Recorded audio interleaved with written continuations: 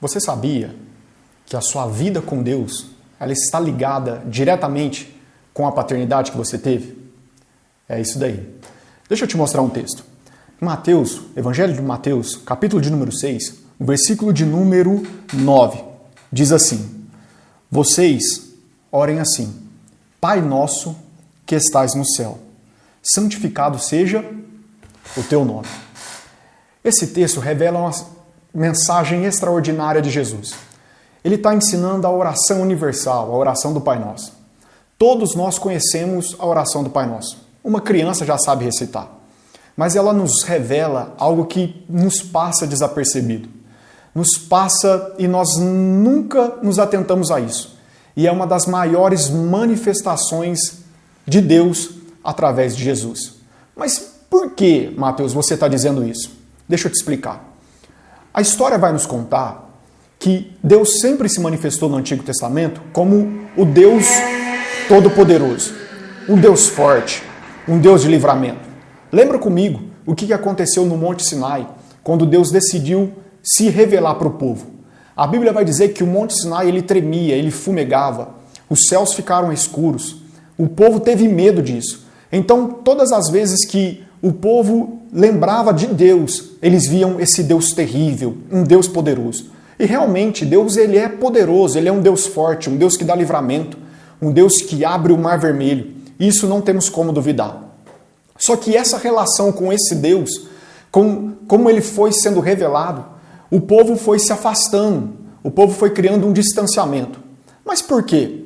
A história vai nos dizer que começaram a criar alguns critérios, já não falavam mais o nome de Deus. A história também vai nos dizer que nem escrever o nome do próprio Deus eles escreviam. E quando escreviam, tinham todo um ritual. Porque Deus, ele era um Deus muito santo. Se você olhar todas as escrituras, de Gênesis a Apocalipse, nós vamos encontrar a palavra Pai 1592 vezes. Em toda a Bíblia, a palavra Pai se repete 1592 vezes. No Antigo Testamento, ela é citada 1094. No Novo Testamento, 498 vezes. Mas a palavra Deus, a palavra Pai se referindo a Deus, ela é citada 249 vezes. No Antigo Testamento, ela aparece somente 7 vezes.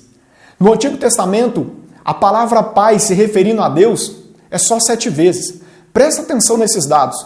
No Antigo Testamento, Deus como Pai, só 7 vezes. Agora, no Novo Testamento, aparece 242 vezes. Então entenda que Jesus veio manifestar o amor de Deus, o Deus que salva, mas também veio nos mostrar um Deus que é Pai. Mas, Mateus, o que isso tem a ver com a paternidade em que fui criado? Aí que está a grande questão. A psicologia vai nos ensinar de que existem gatilhos na nossa vida. E eu quero te perguntar, como que você dobra o seu joelho ou no seu momento de angústia e você faz essa oração do Pai Nosso, dizendo, Pai que estás no céu. Mas quando você fala a palavra Pai, a primeira lembrança que vai vir na sua mente é o seu pai terrestre, a paternidade que você viveu. Talvez o pai que você teve não foi um pai exemplar. Talvez ele te tocou de uma forma que não deveria te tocar. Talvez ele não seguia princípios cristãos. Talvez ele bebia, ele batia na mãe e não era um exemplo de homem. Nessa situação, o que nós vamos fazer? Se a referência de pai que eu tenho não é um exemplo, era um homem de mau caráter. E como que eu dobro meu joelho e falo Pai para um Deus que não estou vendo? Aí que está a grande questão. É nesse momento em que muitas pessoas não conseguem ter uma revelação da paternidade de Deus. Entenda, Jesus veio para manifestar Deus como Pai. Não um Pai terreno, mas um Pai celestial. Um Pai que te ama. E existe na nossa sociedade um grande problema. Não só no Brasil, mas isso no mundo. Nos Estados Unidos eles gastam mais de 1 bilhão por ano para resolver problema de paternidade. Pois a falta de paternidade ela vai aplicar problemas sociais, econômicos, psicológicos. Então, a sociedade, o mundo, ele está gritando para que o problema de paternidade seja resolvido. No Brasil, nós temos um índice muito alto de crianças sendo registradas sem pai. Satanás está trabalhando na falta de paternidade humana para que o homem não veja Deus como um pai. Mas eu quero te falar hoje que existe um Pai, e não é o Pai terreno, é um Pai que estás no céu. É isso que Jesus veio nos ensinar, é isso que Jesus veio nos mostrar. Pai nosso que estás no céu. O seu pai pode ter te desapontado, o teu pai pode ter te ferido, o teu pai pode ter te decepcionado, mas existe um Pai que não te abandona. E nessa hora, eu quero que seja quebrado todo paradigma, todo preconceito que você tem sobre paternidade. E entenda que Deus quer se revelar sobre a sua vida. A sua vida será transformada, a sua casa será transformada a partir do momento que você tem uma revelação da paternidade de Deus. E existe uma diferença entre conhecimento e revelação. Conhecimento é quando você tem uma informação e eu te digo, olha, esse suco, eu faço um suco de laranja e te digo, esse é um suco de laranja. Você tem uma informação, você sabe que é um suco de laranja. Mas se você experimentar o suco de laranja, você tem a revelação.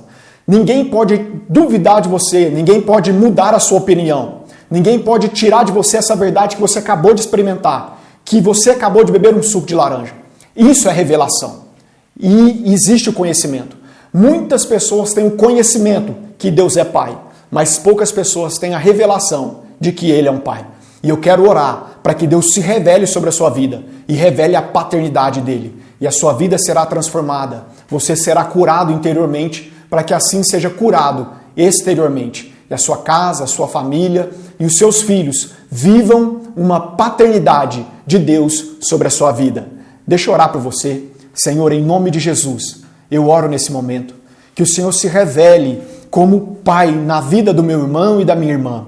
Ah, Pai, o que nós precisamos não é de fama, não é riqueza. O que nós precisamos não é de conhecimento, mas é da revelação. A revelação da Tua paternidade. E assim seremos transformados e conheceremos o Deus que é Pai. Senhor, em nome de Jesus eu oro e manifesta a Tua paternidade sobre nós. Em nome de Jesus. Deus te abençoe.